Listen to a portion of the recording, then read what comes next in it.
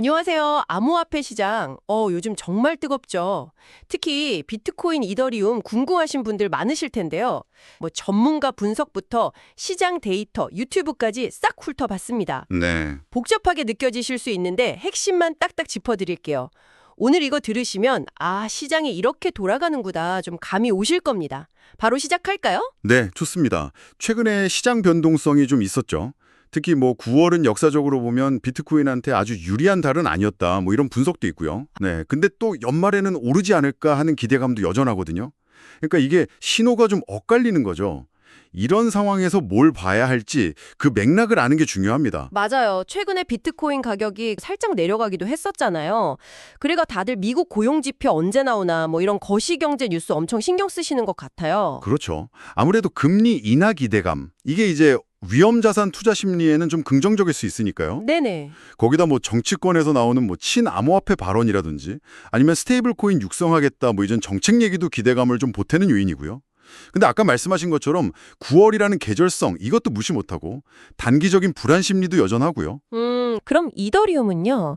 이더리움 ETF 승인 때문에 엄청 주목받았었는데 최근에는 오히려 돈이 좀 빠져나갔다는 얘기도 들리던데요. 한 주간의 핫한 뉴스, 애널리스트 보고서, 엑스포스팅 그리고 각종 유튜브를 AI로 정리 분석하고 전문가의 사실 확인과 검증 과정을 거쳐 노트북 LM으로 직관적이고 명확하게 전달합니다. 성공 투자의 길잡이 리치투게더 TV 지금 구독하세요. 네, 맞아요. 이더리움 ETF 쪽은 최근에 좀 자금 유출이 있었어요.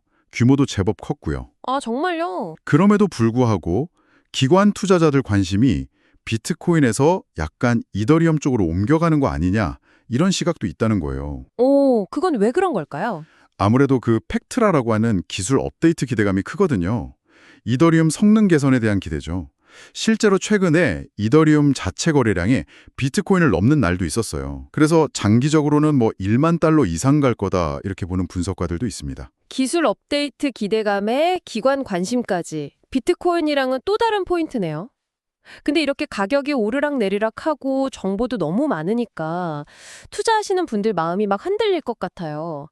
그래서 단기 가격 예측 이것만 너무 보시기보다는요. 기술이랑 자산이 장기적으로 어떤 가치를 가질까? 그리고 나는 왜 여기에 관심을 두는 걸까? 이걸 스스로 계속 물어보는 게 더 중요할 수 있습니다. 아하. 변동성은 단연한 거고요. 그 안에서 나만의 기준, 나만의 그릇을 가지고 긴 호흡으로 시장을 보시는 게 핵심일 겁니다. 오늘 저희 얘기가 여러분 생각 정리에 조금이라도 도움이 됐으면 좋겠네요. 마지막으로 이런 질문 한번 던져볼까요? 앞으로 5년 뒤 암호화폐의 성공, 이걸 결정짓는 가장 중요한 열쇠는 과연 기술 혁신일까요? 아니면 규제의 명확성일까요? 그것도 아니면 기관 투자자들의 참여일까요? 안녕하세요.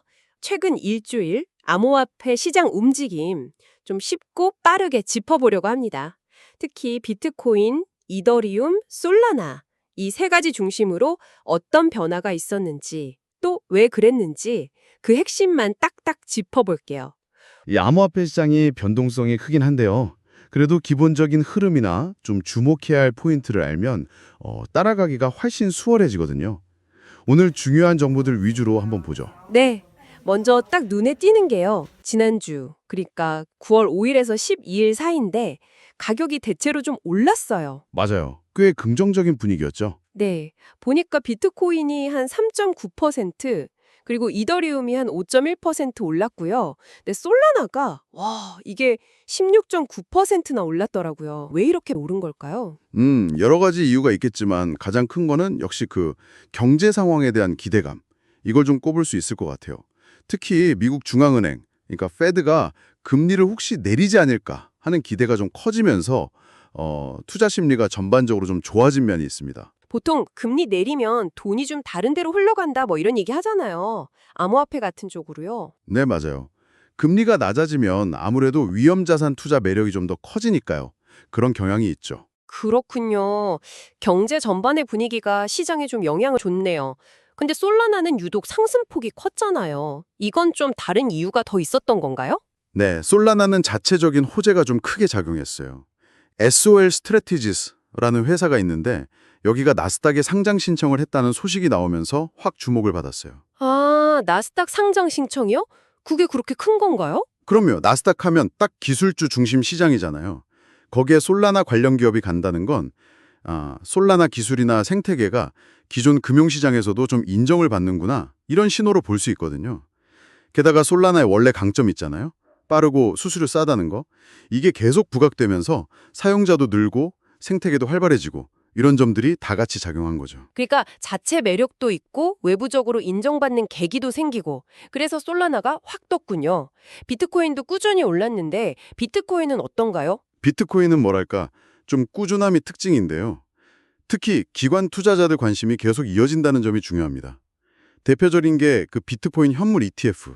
이걸 통해서 자금이 계속 들어오고 있거든요. ETF요? 비트코인이 제도권 자산으로 점점 더 인정받고 있다. 뭐 이런 의미도 되는 거죠. 이런 꾸준한 자금 유입이 가격을 좀 받쳐주는 역할을 하고 있어요. 기관들의 참여가 꾸준히 이어지고 있다는 거군요. 플랜 B라는 분석가 전망이 꽤 좋던데요? 근데 플랜 B, 그 S2F 모델로 유명한 분이죠. 비트코인처럼 공급량이 정해져 있고 새로 나오는 양이 줄어드는 자산은 시간이 갈수록 희소해져서 가치가 오른다. 뭐 이런 개념에 기반한 모델이에요. 아, 금 같은 거랑 비슷하게 보는 거군요. 양이 한정되어 있으니까. 그렇죠. 그래서 플랜 B는 이 모델이랑 과거 패턴 같은 걸 보면서 비트코인의 장기적인 상승 추세가 아직 유효하다 이렇게 보고 있는 거죠. 예를 들면 2025년 말에는 16만 달러 갈 수도 있다. 이런 예측도 내놨었고요. 물론 예측은 예측일 뿐이지만 시장 분위기에는 분명 영향을 주죠. 긍정적으로요. 그렇군요. 와, 여러 이유가 있었네요. 경제 기대감도 있고 솔라나는 자체 호재에 나스닥 이슈까지. 비트코인은 기관 자금 들어오고 긍정적 전망도 있고 이게 다 맞물려서 올랐군요.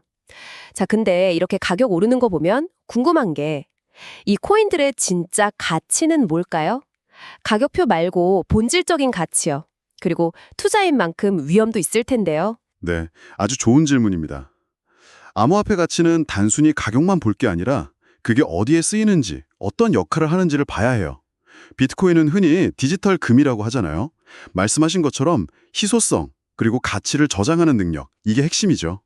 그래서 경제가 좀 불안할 때 대안으로 주목받기도 하고요. 그럼 이더리움은 앱 플랫폼이라고 하던데 이건 어떤 뜻이에요? 이더리움은 그 스마트 계약 기능으로 여러 앱 돌아갈 수 있는 판을 깔아주는 기술이에요. 뭐랄까 스마트폰 OS 같은 거죠. 우리가 폰으로 앱 쓰듯이 이더리움 위에서는 금융 서비스, DeFi, NFT, 게임 이런 다양한 앱들이 만들어지고 돌아가요. 이 생태계 자체가 이더리움의 가치인 셈이죠. 아, 그 위에서 돌아가는 서비스가 많아질수록 이더리움 가치도 올라가는 거네요. 그렇죠. 그리고 이더리움은 계속 업그레이드를 하고 있거든요. 팩트로 업그레이드 같은 거. 이걸로 효율성 높이고 수수료, 그 가스비라고 하죠. 그것도 낮추려고 하고 있고요. 이런 기대감도 가치에 영향을 줍니다. 솔라나는 빠르고 저렴한 고속도로 비유가 있던데 이건 딱 이더리움이랑 비교되는 느낌인데요. 네, 맞아요. 솔라나가 이더리움의 강력한 경쟁자로 떠올랐죠. 이더리움이 가끔 느려지거나 가스비 비싸질 때가 있는데 솔라나는 엄청 빠르고 수수료도 거의 없다시피 하니까요. 그래서 결제나 성능 중요한 DM 만드는 사람들한테 인기가 많아요. 실제 사용 사례를 막 늘려가면서 이더리움을 위협하고 있는 거죠. 아하, 각자 다른 길을 가고 있군요. 비트코인은 가치 저장, 이더리움은 플랫폼, 솔라나는 속도. 네, 좀 이해가 됩니다. 근데 이렇게 좋은 얘기만 있는 건 아니겠죠. 위험 요소는 뭐가 있을까요? 당연히 있죠. 가장 먼저 알아야 할 건, 그리고 가장 중요한 건 변동성이에요. 암호화폐는 가격 변동폭이 정말 큽니다. 오늘 10% 올랐다고 내일도 오르는 거 아니고 갑자기 막 20%씩 떨어질 수도 있어요. 최근에 올랐지만 언제든 분위기 바뀌어서 확 내려갈 수 있다는 거. 이걸 항상 생각해야 합니다. 이게 제일 큰 위험이에요. 맞아요. 그 변동성은 정말 아찔하죠. 그거 말고 또 뭐가 있을까요? 아까 상승 요인으로 얘기했던 경제 상황, 이게 반대로 작용할 수도 있어요. 만약에 앞으로 나올 물가지표가 예상보다 높다거나 아니면 페드가 금리 인하의 생각보다 훨씬 신중하다. 이러면 기대감이 실망감으로 확 바뀔 수 있거든요. 그럼 위험자산 투자 심리가 확 꺾이면서 가격이 떨어질 수 있죠. 아, 경제 지표 하나하나에 민감하게 반응할 수 있겠네요. 그리고 또 중요한 게 규제 불확실성. 아직 전 세계적으로 암호화폐를 어떻게 다룰지 딱 정해진 게 없잖아요. 어느 나라에서 갑자기 확 강력한 규제를 내놓는다거나 거래소를 막는다거나 이런 뉴스 하나에 시장 전체가 확 흔들릴 수 있어요. 이건 예측하기가 참 어렵죠. 기술적인 문제나 경쟁도 위험이 될 수 있겠고요. 물론이죠. 이더리움은 아직도 그 가스비 문제가 좀 있고요. 솔라나는 빠르긴 한데 과거에 안정성 문제가 몇 번 있었거든요. 이런 약점들이 또 불거질 수도 있고. 게다가 계속 새로운 블록체인 기술들이 나오잖아요. 더 싸고 더 빠르고 더 좋은 거. 이런 경쟁도 무시 못하죠. 아, 들어보니까 정말 여러 각도에서 봐야겠네요. 좋은 점도 많은데 위험 요소도 만만치 않고. 암호화폐 시장은 정말 복잡하고 빠르게 변합니다. 오늘 본 것처럼 좋은 면, 또 안 좋은 면, 기회와 위험이 항상 같이 있어요. 여기서 중요한 건 뭐 누가 얼마 간다더라. 이런 예측에 흔들리기보다는 도대체 어떤 요인들이 이 시장을 움직이는가. 그 큰 그림을 이해하려고 노력하는 거예요. 금리, 기술, 규제 같은 핵심적인 것들을 계속 보면서 스스로 판단하는 기준을 만드는 게 중요합니다. 오늘 얘기하다 보니 갑자기 궁금한 게 생겼는데요. 앞으로 암호화폐는 어떤 방향으로 더 중요해질까요? 비트코인처럼 디지털 금으로 가치를 저장하는 역할? 아니면 이더리움이나 솔라나처럼 새로운 서비스와 앱을 돌리는 플랫폼 역할? 여러분은 어떤 미래에 더 무게를 두고 싶으신가요? 한 번쯤 생각해 보시면 재미있을 것 같습니다. 안녕하세요. 요즘 어딜 가나 비트코인, 이더리움, 솔라나 얘기죠. 그래서 나도 한번 해볼까 하고 고민하는 분들 정말 많으실 거예요. 오늘 이 세 가지 암호화폐의 지금 상황을 딱 필요한 것만 짚어서 쉽고 명확하게 알려드릴게요. 그래서 가장 궁금한 질문이죠. 과연 지금이 기회일까요? 아니면 너무 위험한 불장난일까요? 오늘 저와 함께 이 내용을 살펴보시면 그 그림이 좀 더 명확해지실 겁니다. 네, 그래서 오늘은 먼저 왜 이렇게 시장이 뜨거운지 그 이유를 알아볼 거고요. 그 다음엔 당연히 리스크도 확인해야겠죠? 마지막으로 그래서 우린 어떻게 해야 할지 핵심만 딱 짚어드릴게요. 자, 첫 번째 파트입니다. 지금 시장을 이렇게 끌어올리는 힘은 대체 뭘까요? 바로 한번 들어가 보시죠. 와, 지난주 시장 진짜 장난 아니었죠? 17일은 미국에서 금리를 내린다는 소식이 나왔어요. 이게 무슨 뜻이겠어요? 시장에 돈이 더 풀린다는 얘기죠. 아니나 다를까 블랙록 같은 큰 손들의 펀드로 돈이 어마어마하게 몰렸습니다. 물론 금요일에 주춤하긴 했지만 전체적인 열기는 식을 줄 몰랐죠. 자, 이 숫자 좀 보세요. 20억 달러가 넘는 돈, 우리 돈으로 거의 3조 원에 가까운 돈이 일주일 만에 비트코인 펀드로 들어왔습니다. 이게 뭘 의미하냐면요. 이젠 그냥 우리 같은 개인들만 하는 게 아니라는 거예요. 월스트리트의 진짜 큰 손들이 비트코인? 이거 진짜네? 하면서 본격적으로 들어오고 있다는 신호탄인 셈이죠. 아니, 근데 왜 이렇게까지 기대를 하는 걸까요? 바로 비트코인을 디지털 금으로 보기 때문이에요. 생각해보세요. 경제가 불안하면 사람들이 금을 사잖아요? 안전하니까요. 그것처럼 이 디지털 시대에는 비트코인이 바로 그 안전자산 역할을 할 수 있다는 믿음이 점점 커지고 있는 겁니다. 자, 지금까지는 장밋빛 이야기만 했죠? 하지만 투자의 세계에 100%는 없습니다. 지금부터는 좀 더 냉정하게 시장을 들여다볼게요. 맞습니다. 동전엔 언제나 양면이 있듯이 우리가 꼭 확인해야 할 위험 신호들도 분명히 존재하거든요. 가장 큰 걱정거리는 역시 미국의 금리 정책이에요. 언제, 얼마나 내릴지 아직도 안개 속이거든요. 또 정부 규제도 언제 터질지 모르는 시한폭탄 같고요. 그리고 이더리움과 솔라나 얘네들끼리의 경쟁도 장난이 아니에요. 마지막으로 투자자들의 심리. 소문에 사서 뉴스에 팔아라는 말처럼 좋은 소식에 오히려 가격이 떨어질 수도 있어서 항상 조심해야 합니다. 여기서 진짜 중요한 게 있어요. 암호화폐라고 다 같은 게 아니라는 점. 비트코인이 금처럼 묵직하게 자산을 지켜주는 안정성의 상징이라면 솔라나는 완전 반대예요. 변동성이 큰 대신 잘만 되면 어마어마한 수익을 안겨줄 수 있는 그야말로 성장주 같은 녀석인 거죠. 성격이 아예 달라요. 당장 눈앞에 위험 신호들도 있습니다. 지난 금요일에 갑자기 가격이 훅 빠졌죠. 이게 시장이 얼마나 변덕스러운지 보여주는 거고요. 솔라나는 지금 250달러라는 벽에 딱 막혀있는 느낌이고 신기하게도 이더리움은 좋은 소식이 있었는데도 펀드에서 돈이 오히려 빠져나갔어요. 이런 것들을 잘 봐야 합니다. 자, 그럼 정리해볼까요? 좋은 점, 나쁜 점 다 들어봤는데 그래서 결론이 뭔데? 어떻게 해야 되는데? 궁금하시죠? 지금부터 핵심만 딱딱 짚어드릴게요. 핵심은 투자 기간에 따라 전략을 짜는 거예요. 짧게 보고 있다면 최근에 좀 떨어진 솔라나를 노려볼 만해요. 몇 달 이상 좀 길게 본다면 안정적인 비트코인을 중심으로 담고 성장 가능성이 큰 솔라나를 추가하는 전략이 좋아 보입니다. 이더리움은 워낙 기본이 튼튼하니까 꾸준히 들고 가는 것도 좋은 방법이고요. 나는 리스크를 좀 감수하더라도 크게 한 방 노려보고 싶다 하시면 솔라나를 보시는 거고요. 아니야, 나는 안정적인 게 최고야 하시면 비트코인이 든든한 버팀목이 되어줄 겁니다. 그리고 나는 이 기술의 미래 자체에 투자하겠다 하시면 당연히 이더리움을 빼놓을 수 없겠죠. 자, 이제 공은 여러분에게 넘어갔습니다. 오늘 저와 함께 살펴본 내용을 바탕으로 한번 생각해 보세요. 안녕하세요. 와, 최근 암호화폐 시장 정말 정신없었죠? 비트코인 가격이 말 그대로 천국과 지옥을 오가는 걸 보면서 이거 거품 아니야? 아니면 지금이 기회인가? 하고 고민 많으셨을 거예요. 오늘 그 답을 한번 같이 찾아보시죠. 아니, 지난 한 주만 해도 가격이 정말 엄청나게 요동쳤잖아요. 도대체 무엇이 비트코인의 가치를 이렇게나 흔들고 있는 걸까요? 최근에 기록했던 사상 최고가, 이게 정말 계속갈 상승세의 신호탄일지 아니면 그냥 반짝하고 꺼질 버블일지 그 속을 한번 제대로 파헤쳐 보겠습니다.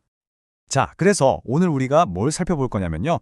먼저 시장을 아주 뜨겁게 보는 낙관론, 불 케이스를 알아볼 거고요. 다음으로는 조심해야 한다는 신중론, 베어 케이스의 근거도 짚어볼 겁니다. 그리고 여기서 끝이 아니라 한 걸음 더 들어가서 M2라는 거시경제 지표와 비트코인의 숨겨진 관계를 파헤쳐보고 마지막으로 여러분이 이것 하나만은 꼭 가져가셨으면 하는 핵심 내용으로 마무리할게요. 좋습니다. 그럼 첫 번째 순서입니다. 시장을 긍정적으로 보는 사람들은 도대체 뭘 보고 이렇게 열광하는 걸까요? 최근 시장 분위기를 확 끌어올린 좋은 소식들이 뭔지 데이터와 함께 자세히 한번 뜯어보겠습니다. 모든 낙관론의 시작은 바로 이 숫자에서 출발합니다. 2025년 9월 19일 비트코인이 마침내 11만 6천 달러를 돌파하며 사상 최고치를 경신했죠. 바로 이 기록적인 가격이 투자자들을 흥분시키는 가장 큰 이유라고 할 수 있습니다. 아니, 그럼 이 엄청난 상승의 힘은 대체 어디서 나온 걸까요? 많은 전문가들이 바로 기관 투자자들의 등판, 특히 비트코인 ETF의 역할을 꼽고 있습니다. 블룸버그의 분석가 에릭 발추나스가 이런 말을 했죠. 블랙록이 나타나기 전엔 3만 달러였는데 지금은 11만 3천 달러다. 만약 ETF가 없었다면 비트코인은 아마 4만 5천 달러 수준이었을 거다. 한마디로 ETF가 이 모든 상승을 이끌었다는 겁니다. 근데 ETF가 다가 아니에요. 다른 지표들도 아주 좋습니다. 지난 8월 거래량은 무려 9조 7천억 달러를 넘어서면서 올 한 해 최고치를 찍었고요. 우리가 고래라고 부르는 큰손 투자자들의 지갑 수도 19,130개에 달하면서 꾸준히 비트코인을 사모으고 있습니다. 심지어 기술적 분석가들은 차트가 계속해서 저점을 높여가는 전형적인 상승 패턴을 보이고 있다고 하니까 시장의 체력이 아주 탄탄하다는 신호로 볼 수 있겠죠? 이런 긍정적인 분위기는 전문가들의 가격 전망에서도 그대로 나타납니다. 보세요. 한 주간의 핫한 뉴스, 애널리스트 보고서, 엑스포스팅 그리고 각종 유튜브를 AI로 정리 분석하고 전문가의 사실 확인과 검증 과정을 거쳐 노트북 LM으로 직관적이고 명확하게 전달합니다. 성공 투자의 길잡이 리치투게더 TV 지금 구독하세요.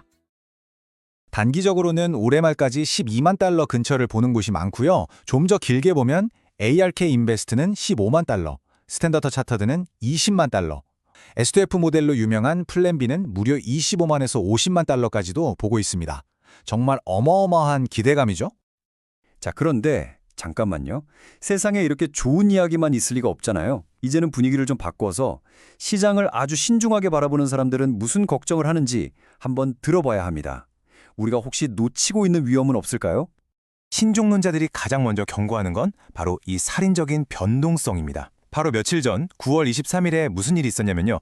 단 하루 만에 무려 18억 달러, 우리 돈으로 2조 원이 넘는 레버리지 포지션, 그러니까 B2 물량이 강제로 청산되면서 가격이 순식간에 폭락했습니다. 이건 지금 시장에 얼마나 과열되어 있고 작은 충격에도 얼마나 크게 무너질 수 있는지를 보여주는 아주 무서운 경고였죠. 그런데 위험이 시장 안에만 있는 게 아닙니다. 밖에서도 찬바람이 불고 있어요.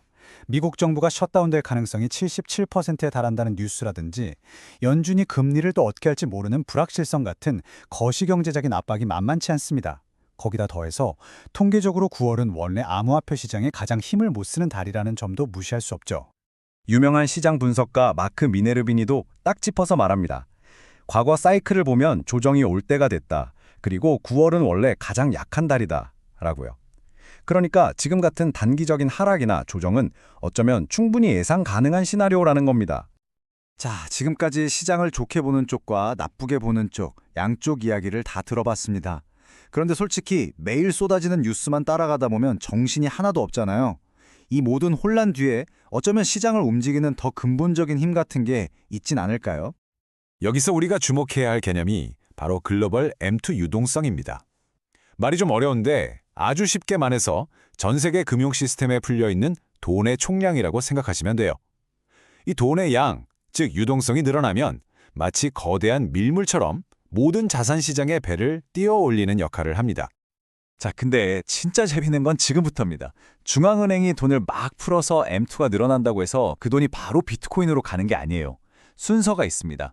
먼저 채권이나 주식 같은 안전한 시장으로 흘러들어갔다가 한 두세 달 정도 지나고 나서 거기서 남은 돈들이 비트코인 같은 고위험 자산으로 흘러들어오면서 가격을 끌어올리는 패턴을 보인다는 거죠. 바로 이겁니다. 이게 핵심이에요. 글로벌 M2가 비트코인 가격의 선행지표 역할을 한다는 겁니다. M2가 먼저 증가하면 약 10주, 그러니까 두세 달 뒤에 비트코인이 따라오르고 반대로 M2가 줄어들면 비트코인도 힘든 시기를 겪는 경향이 아주 뚜렷하게 나타나는 거죠. 그렇다면 이 M2의 흐름과 비교해 봤을 때 지금 비트코인 시장은 버블이라고 할 수 있을까요? 펀더멘탈에 비해서 가격이 너무 멀리 가버린 건 아닐까요? 다행히도 여러 지표들을 보면 아직은 버블이라고 단정하긴 이릅니다. 경고등이 아직 안 켜졌어요. 비트코인에 대한 구글 검색량도 예전 최고점만큼은 아니고 김치 프리미엄이라고 불리는 국내외 가격 차이도 5% 미만으로 안정적입니다. 단타 투자자 비중도 아직은 그렇게 걱정할 수준은 아니고요. 이 말은 지금의 상승세가 어느 정도는 펀더멘털에 기반하고 있다는 뜻도 됩니다. 자, 그럼 지금까지 나온 이 복잡한 이야기들을 쫙 모아서 우리가 진짜로 기억해야 할 핵심이 뭔지 한번 정리해 보겠습니다. 오늘 우리는 완전히 다른 두 가지 시각을 봤습니다. 한쪽에서는 ETF를 통한 기관 투자자의 진입, 튼튼한 네트워크, 그리고 전문가들의 긍정적인 전망을 보면서 낙관하고 있고요. 다른 한쪽에서는 무서운 변동성과 거시 경제의 불확실성, 그리고 계절적인 약세 때문에 조심해야 한다고 말하고 있습니다. 그래서 우리가 오늘 얻어가야 할 가장 중요한 결론은 바로 이것입니다. 매일 오르내리는 가격에 너무 마음 졸이지 마시고 그 뒤에서 흐르는 거대한 조류, 바로 이 글로벌 유동성의 흐름을 지켜보시라는 겁니다. 이게 앞으로 몇 달 동안 시장이 어느 방향으로 흘러갈지 알려주는 가장 중요한 단서가 될 수 있습니다. 이제 전 세계 중앙은행들이 슬슬 새로운 금리 인하 사이클을 준비하고 있습니다. 앞으로 다가올 이 새로운 유동성의 물결은 과연 비트코인의 가격을 어디까지 데려다 놓을까요? 오늘 저희의 분석이 여러분의 투자 여정에 깊이 있는 통찰을 더했기를 바랍니다. 들어주셔서 감사합니다.